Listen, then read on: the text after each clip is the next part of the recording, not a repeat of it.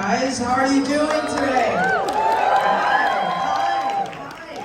All right, so I'm Lai. I'm just here to do an intro. I hope you guys are staying hydrated and have been eating because it's a convention. So yes, coffee and energy and everything else. So just drink water. Without that saying, we do have a special program for you. With a special someone who is a superstar, a singer-songwriter. Yeah. And he's my best friend as of 5 years ago. What? As of 5 years ago, we're best friends. But yeah, let's get this party going. So I will bring her out. Yeah? I really can't hear you. Vamos.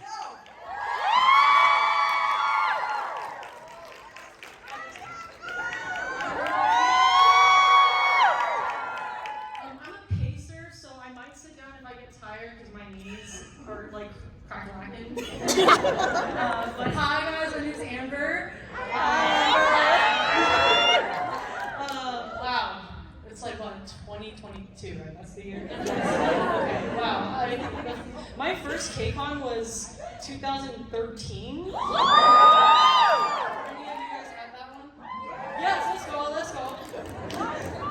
And then I came back with 2016, and then I think 2018. So I'm really happy to be back. Thank you for coming.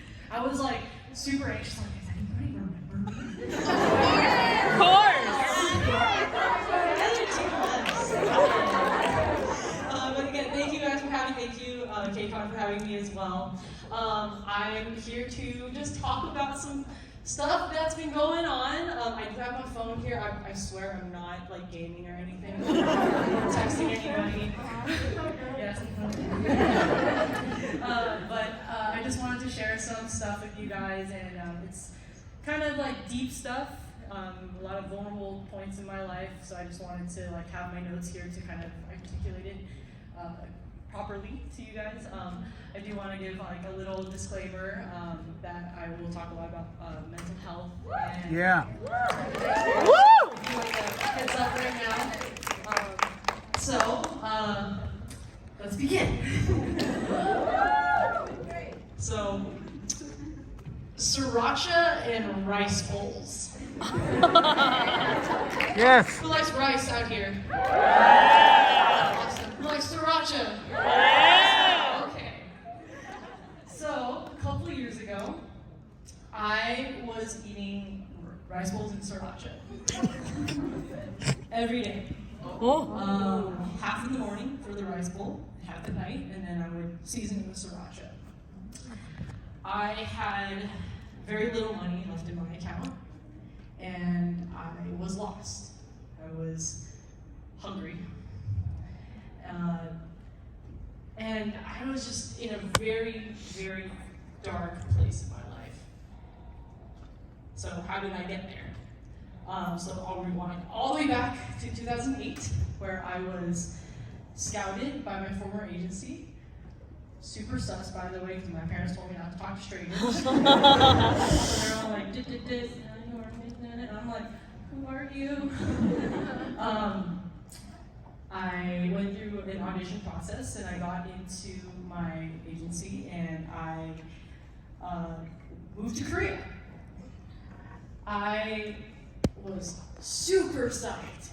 You know, I'm 15. You know, my dream to pursue a music career. Like, what the hell, dude? Like, this is awesome, and I don't have to go to school anymore. Yes. My parents aren't there. I can just do whatever I want. I was so ready to grind. Every day I would be going to singing lessons, dancing lessons, rap lessons with like my friends. I want to go to Korean class, get eat tteokbokki every day. Oh my god. Wow. Great. And within a year, I got selected to be put in a group. And in Korean it's called KCON, which means debut preparation trainee, with 4 other girls. And we trained every day. We did not sleep. We did not eat a lot. I was really tired, but you know, I gotta grind because I'm gonna be chasing my dreams. And okay, so we're on this team and we're training and we're training and we're training, and we have these like weekly tests that happen where they just film us and they would submit these to maybe the higher ups or whoever. I actually don't really know. And I performed my rap. I did my dance. I sang. And right after the singing, one of the people tells me, right when the camera stops rolling, don't ever sing. Never sing again. Not a, oh, good job, but you know, focus on something else. No, it was just straight up like, don't ever sing. And my members at the time were like, oh, like, no, she did great. And then he's like, no, don't ever sing. From that moment on, other than when I was required for like the couple lines I had in the song, or when I had to go do a performance or something, I didn't sing. And the funny fact is that I'm known to be a rapper in my group, but I actually got into the agency because of my singing. So, okay, I'll just do what I'm told, and I'm gonna do my job, and I'm gonna grind. Filming my first music video with my group for a song called La Chata.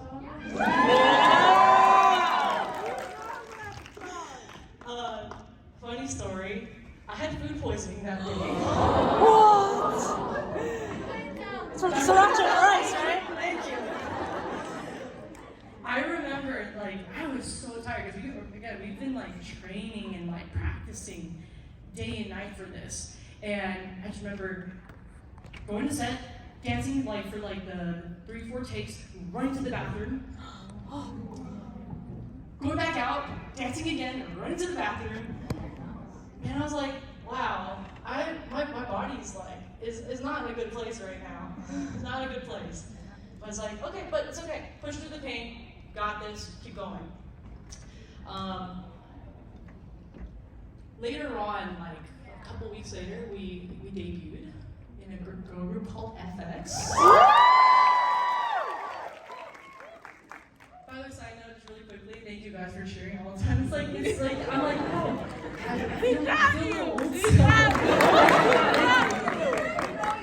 Legend. Got your back, Amber. Yeah.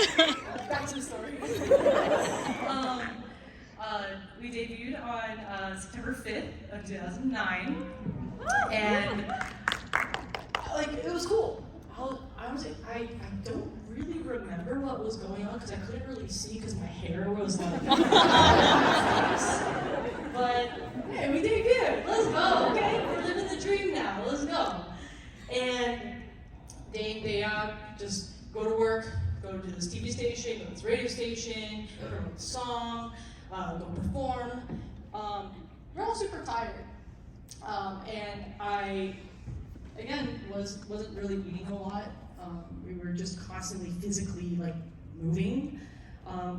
Within the year and a half that I had been training and working, I had went from 130 pounds to 95. Jesus. And my body was really feeling it.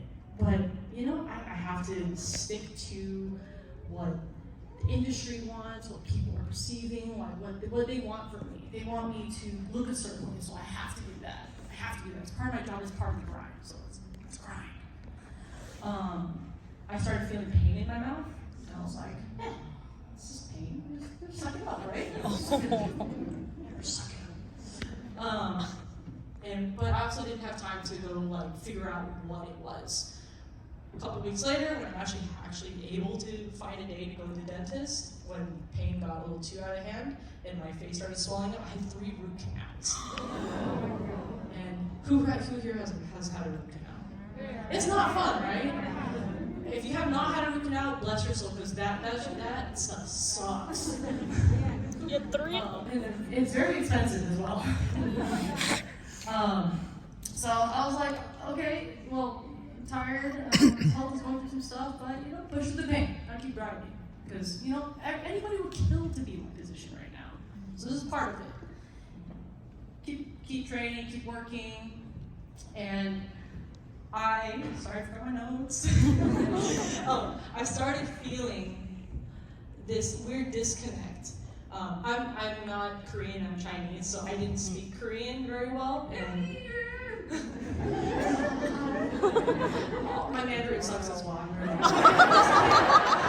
can't speak in general, so I just kind of like accepted it. But, I had a hard time communicating. Like I was living in Korea too, so I got like a bank, got my cell phone stuff, but the system's a little weird, and I don't know the words for bank accounts. I don't know what finance stuff is, so I just kind of was like, and then I also knew that I was going through some stuff. I couldn't really express how I felt, that I was feeling a certain way. So, I had this this thought, no one's gonna want to listen to my sob story anyways, just keep it to myself, right? So I decided not to talk about anything. And I would go on TV shows, I would, if everybody's laughing, I was like, oh, I'll laugh too. Someone did something funny, everybody's laughing. I had this, it was hard to keep up, it was just a lot because, being in Korea for a year, and then just going straight to a professional setting, it's a lot. I was getting overwhelmed, and I was being affected a lot physically and mentally, and it just really stuck with me. So I'm already functioning with no sleep, little food, didn't have really time for a lot of things, and after a while, we would promote, and then we would go on these periodic breaks to prep for other things, whether it was a job or just a new album, single. I had this weird feeling that I was like, wait, I'm not doing anything. What do I do?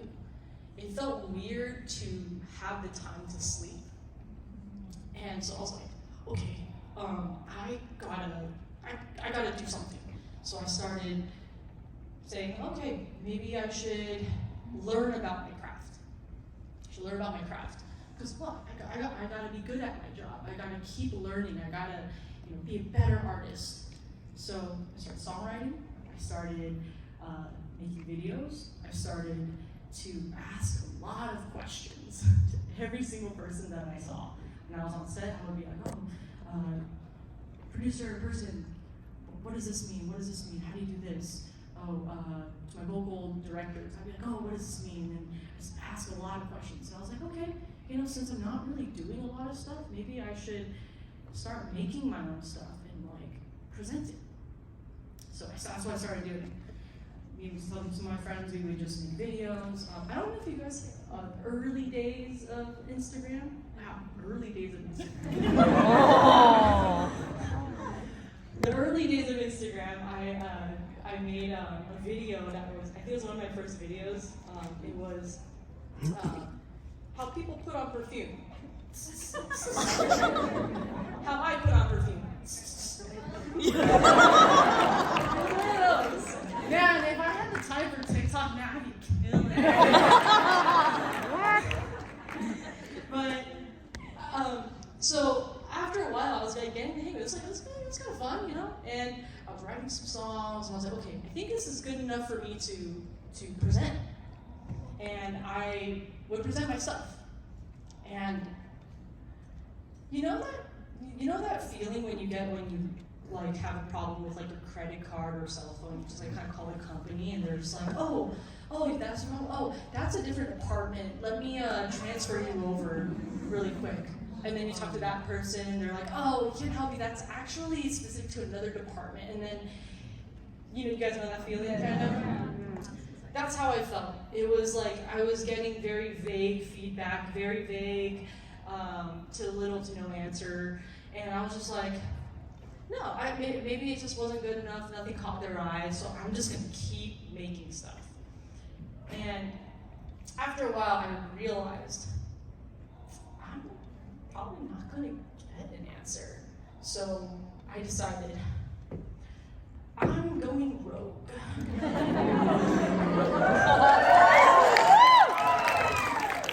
And this was at a time when no K-pop idol was doing anything like videos, vlogging, social media stuff. It was just kind of like there. I made a YouTube channel. I started vlogging and I was shooting things, I was editing. My friends were around, we would make videos together. I was like, oh, maybe I should sing because I'm also a singer, so I should start singing. So do covers, and I got a lot of like interesting responses. One, definitely like a lot of the fans loved it. I was like, oh, this is awesome. Oh my gosh. Like, people are seeing my content. And on this side, I was just like, what the hell are you doing, Amber? And I think that was like the weird thing, was like, yes, I'm getting so much attention. I'm getting the approval that I'm seeking. But on the flip side, I also saw the negative stuff. And you can take that two ways. You can let it crush you, or you can make a video about it called Where's My Chest? I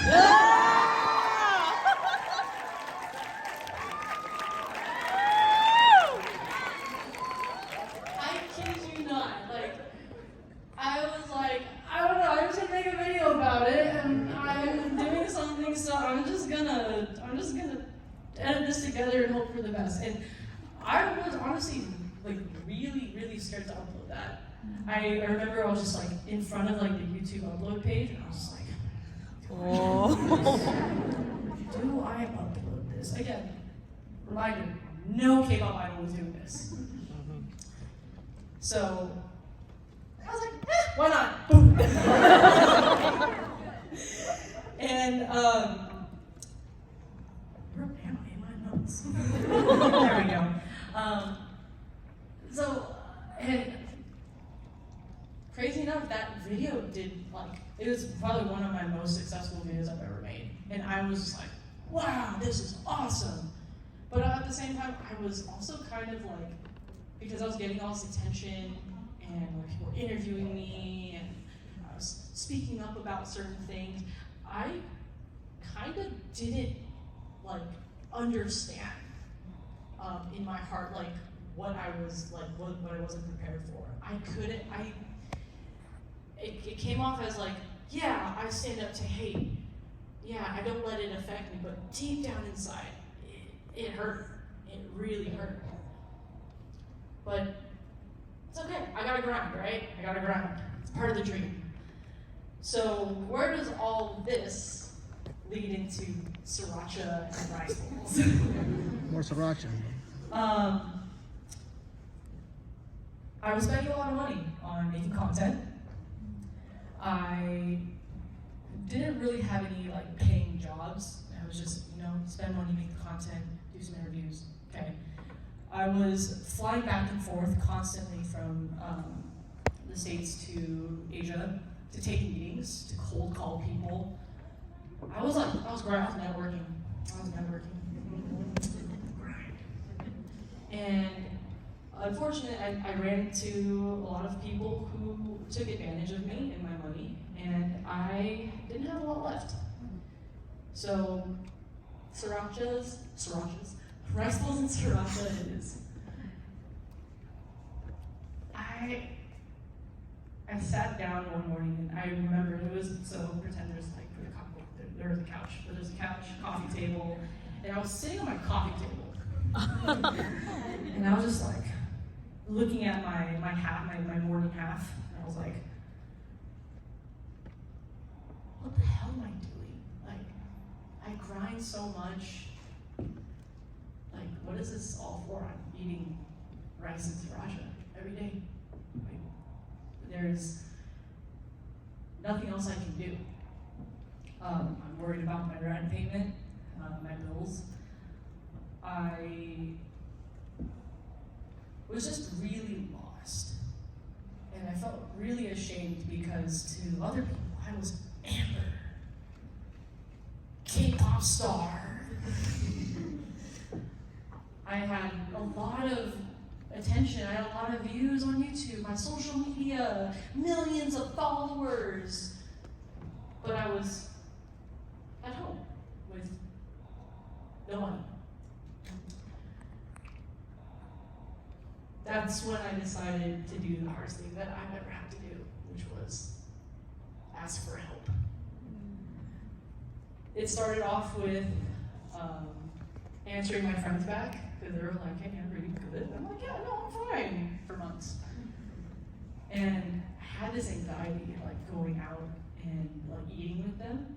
I'm like, they paid. I was like, well, that was something. Like, I was off. I was very off in my head.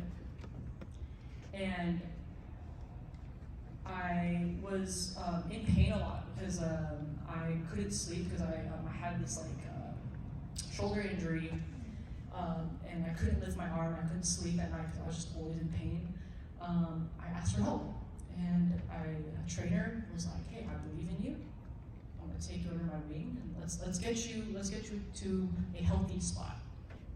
He trained me from being able to lift 5-pound dumbbells to 20, to squats and deadlifts, to running 5Ks, 10Ks, to my half marathon. Yeah! I had a lot of supportive friends who came with me because they were all like, "We gonna work out. We're gonna be that crew." I don't know what I'm talking about right now. Sorry. I had to come to terms with my eating disorder. I had a very bad habit of starving myself. And then binge eating, and then starving myself again. And I was like, I need to not feel stressed out when I eat, and not feel guilty. I need to love my body. I need to not listen to the people online who say you need to be more feminine, you need to be more masculine. I needed to take my body back. So I'm slowly taking the steps, asking for help, getting somewhere, and my job is suddenly going really well. I found a team of people who were like, we believe in you, we love your music, we love what you stand for, we love what you're doing, so let us support you. I started having money again to buy all the salad and all the boba that I wanted. Yeah! And I had this momentum, it was good. I was doing my thing. And then suddenly, after a while, a series of unfortunate events happened. I lost some of my closest friends. I was getting a lot of online heat for a mistake that I made. And I honestly just couldn't process anything. I was super overwhelmed. I was trying to rebuild my business, and I started having frequent panic attacks. I would be super fidgety outside, and it was to a point where I was just like in meetings, and I would just like be like this. And I'm not afraid to say it, but I go to therapy.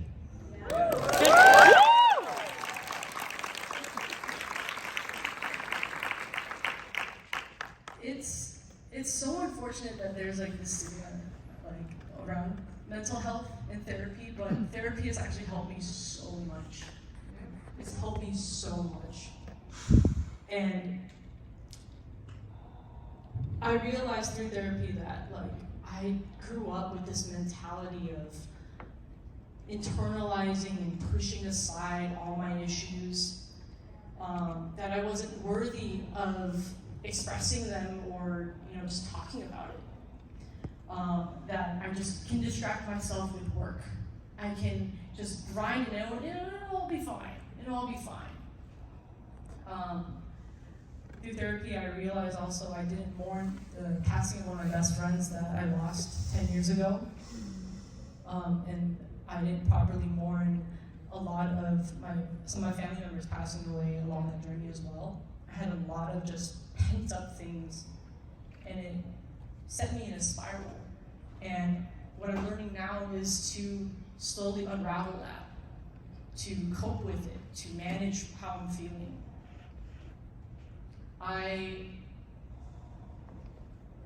It's never an overnight thing. Like, oh, I'm better, I'm cured, I'm mentally stable. Oh man! If any of you guys have the overnight cure for mental instability, I would love to hear it. But I'm still healing now, and I remember there was this point when my group and I got our first #1. It was for a song called Pinocchio. I was blonde. I had really thick eyeliner. It was such a weird thing because I was thinking back to that moment, and I remember like, okay, FX #1, congratulations. But at that moment, I just remember smiling. I'm so tired. I want to go. I don't want to do the next job. Oh God, man, there's so much work to do. And I was like, how come I can't feel happiness, like actual happiness? And that's what I'm learning now, is to be happy, is to enjoy what I'm doing. I think it's so easy to get caught up with all the craziness that happens nowadays, because there's a lot of FOMO. I'm so FOMO about certain things. I'm like, oh man, I want to go do that. Oh, I gotta learn that TikTok dance. Let's go. And there's a lot of messed up things happening right now in this world.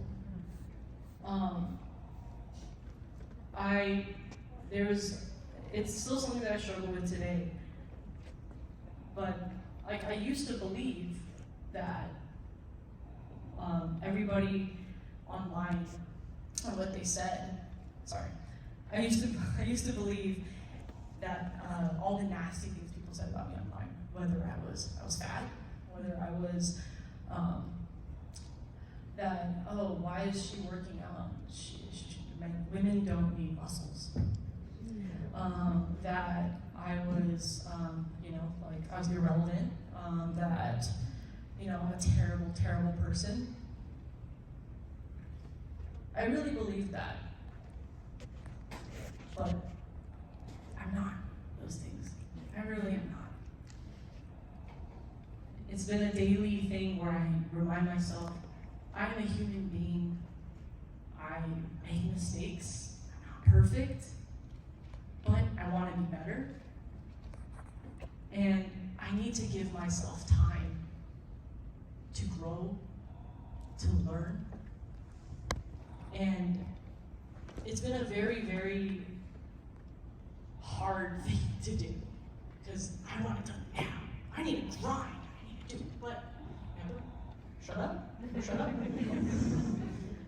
Breathe. What's the first thing you gotta do? The second thing you gotta do is to just take it day by day. And if that was too hard, take it hour by hour, minute by minute, second by second.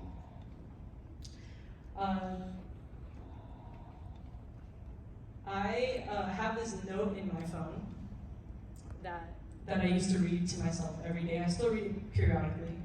And the rule to this is a practice. It's super awkward, by the way. It's gonna sound very simple, but it's super awkward.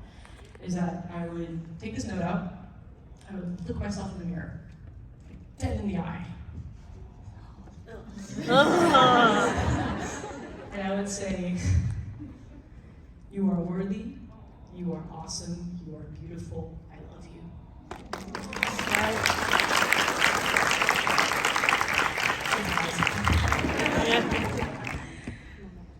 I have amazing people around me who love and support me, and includes you guys. I have people in my life that believe in me, that want me to thrive, that want me to be happy, and it's the best thing in the world to actually feel that. I'm actually enjoying like the work that I do every day, even though I'm just like, oh my God, just volume down on this, cut this. Even through all that, I'm actually enjoying it now. It does get frustrating sometimes, but I'm able to just have a peaceful process in some ways. And even if that day I failed or I didn't accomplish what I wanted to accomplish, I learned a way not to do something. My mentor says to me, Amber, I know, you're always gonna go 100 miles per hour, but just remember, just to look around, enjoy your life, have fun. And I'm starting to actually kind of get what he's saying now. And guys, from time to time, when I do eat sriracha and rice balls, I know I'm gonna be okay. Aww. Thank you, guys.